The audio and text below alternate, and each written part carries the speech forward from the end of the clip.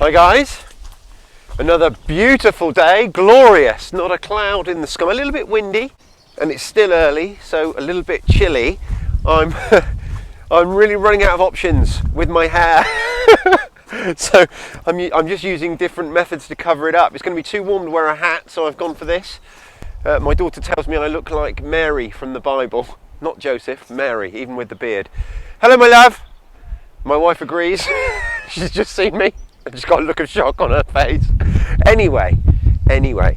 So if you watched yesterday's video, you'll know that I brought home my bees. You'll also probably know that I'm trying a couple of new microphones. So over the next week or so, we'll just have to see how we get on. And I'm trying to find a microphone that works and that works well, consistently, and everything else that doesn't break the bank. But it's a bit of a lottery because I can't afford to just buy 5 or 6 different mics and try them all out, but I'm trying a few options, so bear with me guys, I'm doing my best. We've got, oh my god, there's just an explosion of growth. There's all sorts of seedlings, potatoes are coming up, but I'm just taking you up now to have a quick look at our beehives just to see how they're getting on. Like I say, it's still early, so I'm expecting to see much more activity, but I've got so much to share with you guys. So we live right by a river, and I was under the impression, based on basically accounts from our neighbours, that there were no fish in this river. We're fairly near the source, so it's not a massive, it's not a massive river by any stretch, and it's not.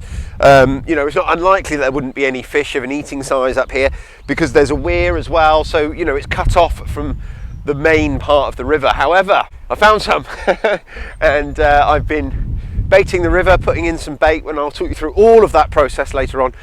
So hopefully we're going to be able to catch some fish at some point this weekend, some fish to eat. And here we go, look, we've got 2 active hives. Like I say, it's very, very early, so it's still quite cool. So we're not going to see a lot of activity, but there is some activity on each hive that I've seen already.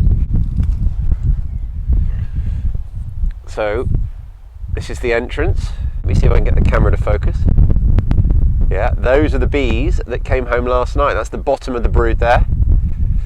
And these are the guys that were already here. So you can see how close I'm getting. I'm not worried at all about them attacking me. Like I say, they are incredibly calm. And we're not disturbing the hive. When we open them up, which we'll do in a few days, we'll open them up and go through them again, like I've already shown you once. And at that point, obviously, it'll be full suit, full kit. But at the moment, they're just nice and chilled, which is awesome. Like I say, I've got so much to share with you. So the 2 girl kids have gone to their new home. The 3 male kids are going to be picked up tomorrow. So today is our last day with goats here. I've also got some other news, some really, really sad news. So with the exception of the video that I posted yesterday of us bringing the bees home, all the other videos that I've put up this week were ones that I had done a few days in advance, and I haven't really felt like filming much this week because you could probably guess where this is going. We had to have Fern put down. Fern is no longer with us.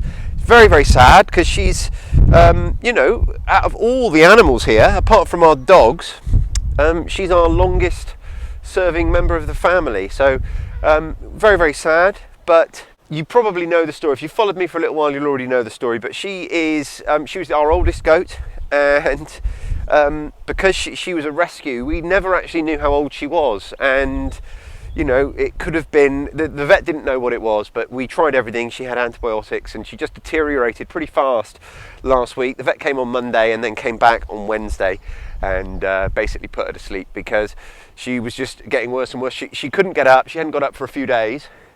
So once our 3 male kids go, and like I say, they're going to their forever homes tomorrow, we'll be down to 2 Toggenburgs and Sid down the bottom there, and it feels just such a dramatic change because in the course of just a few weeks we'll have gone from 11 goats to 3.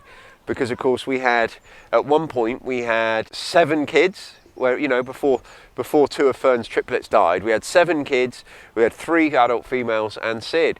And, you know, that's 11 goats, and we'll be down to just 3, just these 2 Toggenburgs and Sid. And with it being spring and everything growing and the grass growing, it kind of, you know, it makes the place feel a little bit empty, or it will, I'm sure, when the kids go.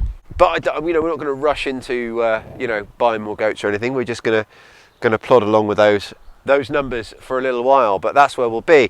The other really big exciting news that I wanted to share with you is something to show you, and it's another new arrival.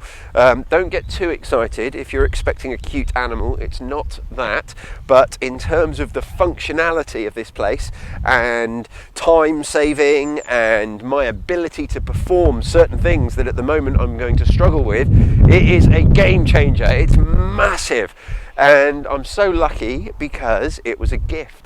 Now, you'll remember, I don't know when, maybe 2 weeks ago, my car came back from the garage. My car had been in the garage for about 3 weeks because there was some quite serious issues with it, and that was all taken care of. But at the same time, I had something else done, and that was I had a tow bar put on. Well, I've now got the final piece of that puzzle, so let me show you. Here she is, my new trailer. New to me, and as you can see, it's going to need a little bit of work in terms of making it pretty. I'm not too worried about that, to be perfectly honest, but I am going to paint it. We're going to take off this flaky paint, give it a bit of a wire brush down, and give it a coat of paint. But other than that, it's in fantastic mechanical condition. It's got brakes, which not all trailers have, but that's really important to me. And it's loaded for 2.5 tons is what the capacity of it is, minus the weight of the trailer. So about 2 tons, which is fantastic. It means I can use it for work. But also, it's got this extra depth here, this metal piece that runs around the outside. So all I need to do is get some sort of solid mesh, and that's the most important thing for me, was that I was able to use it for livestock, for small livestock. So we'll be able to use this to transport goats, pigs, anything like that we want to bring in or take off the property.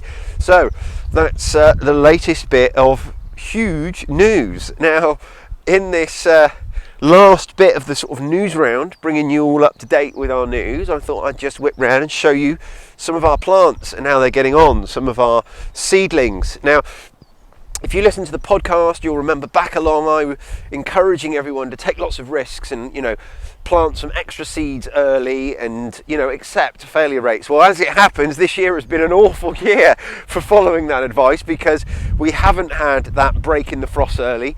We've had quite the opposite. We've had more frost than usual, later than usual. So it's the end, or getting towards the end of April now, and we're still getting temperatures down below 2 degrees. So we've got our first lot of tomato plants that are sown outside, and as you can see, we're covering these up overnight still, every night.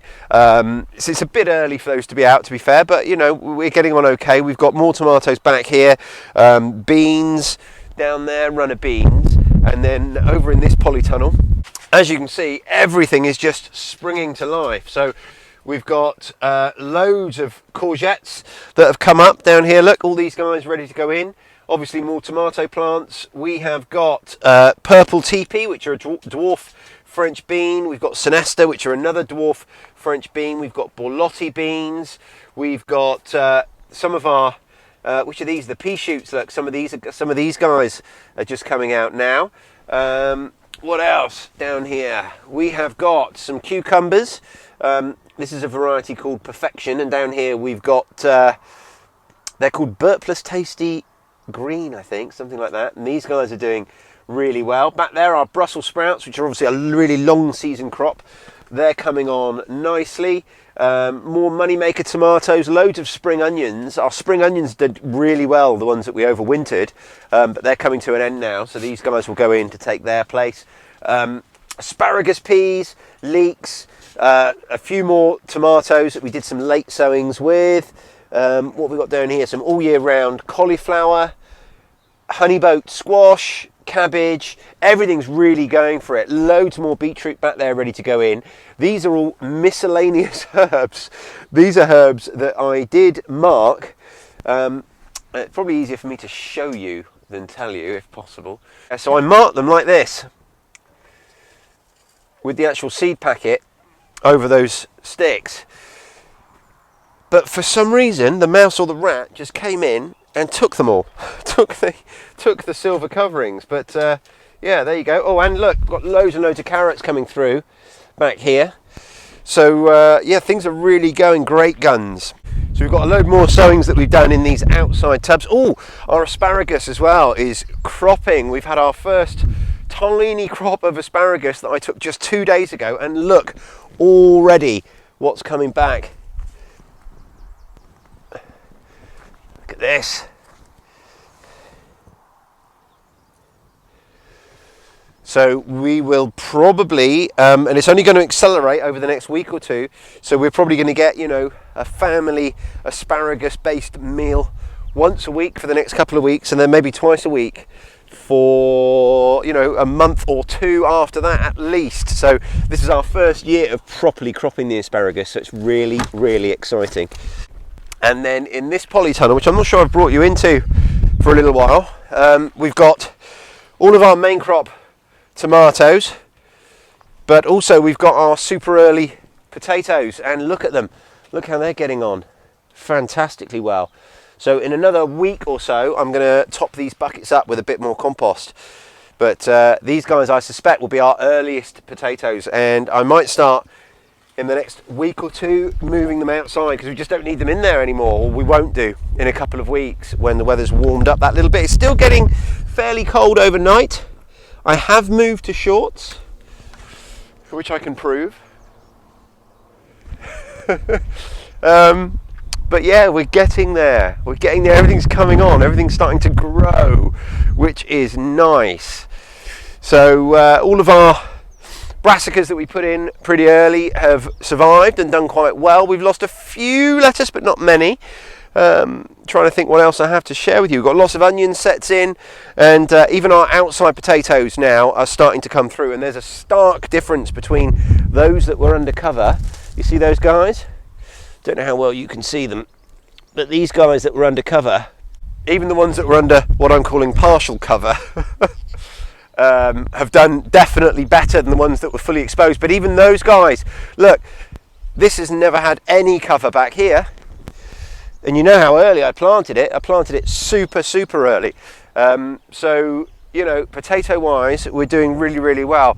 I've got my main crop potatoes all chitting inside, and we'll be putting them in at some point in the next few days. And I think I'm going to end up giving most of this whole bed here to potatoes. And because I'm super conscious this year of growing enough potatoes, because among other things, I've got my September self-sufficiency challenge where during the whole month of September I'm only eating things that I can make and produce myself. So I'm super conscious of that, and the deeper I get into it, the more I realise that you know, if you're going to be self-sufficient with potatoes, that requires quite a bit of space, and it's certainly using up a bit more space than leaves me as much as I thought I was going to have, if that makes any sense. Awful grammar, I know.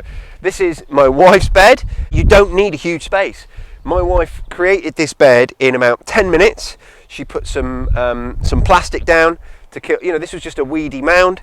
She put some plastic down to kill the weeds, and then a month later, 2 months later, she just popped this compost on top and planted into it. And as you can see, her beetroot were actually doing better than mine. They get almost as much sun, but they're nicely sheltered, look, and that's made a huge difference, I think, to the pest situation.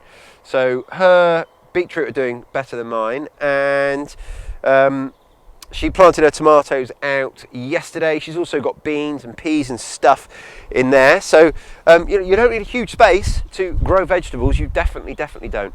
There's just one last thing I wanted to show you, and that is our bath. Now this bath, we grew runner beans in it last year, and what my wife did at the end of the season is she just left some of the beans on the plant, turned it all into the soil and left it. We haven't done anything with this bar water it a couple of times. And look, these guys are coming on up. So it's a bit early for them if we're going to get some more cold nights, but it's their choice. You know, we haven't done anything with them. We've left them to their own devices. So that is going to conclude the roundup. I just thought I could bring you up to speed. I'm incredibly busy this weekend and next weekend. I've got 2 really full weekends. Today I've got to do all of my usual jobs. I'm also going to try and go fishing, and again I'll share that with you. I'm also going to try and paint the trailer. I am also tomorrow tied up because it's my father-in-law's birthday, and I'm going around there to basically build him an aviary tomorrow morning, and that might take all day. And then next weekend I'm leading 2 foraging walks down in Devon on the Saturday and the Sunday, so that's going to take up all of next weekend. So as always, it's about squeezing in what I can when I can. But that's you guys all up to date. Thanks ever so much for watching. Make sure you like, subscribe, leave a comment, all that good stuff. Tell your friends. Become a patron. Patreon.com/Self-Sufficient Hub. Check out the podcast, which is the Self-Sufficient Hub podcast. There's loads of ways that you can connect with me. Okay, thanks for watching, guys. Speak to you really soon. Cheers.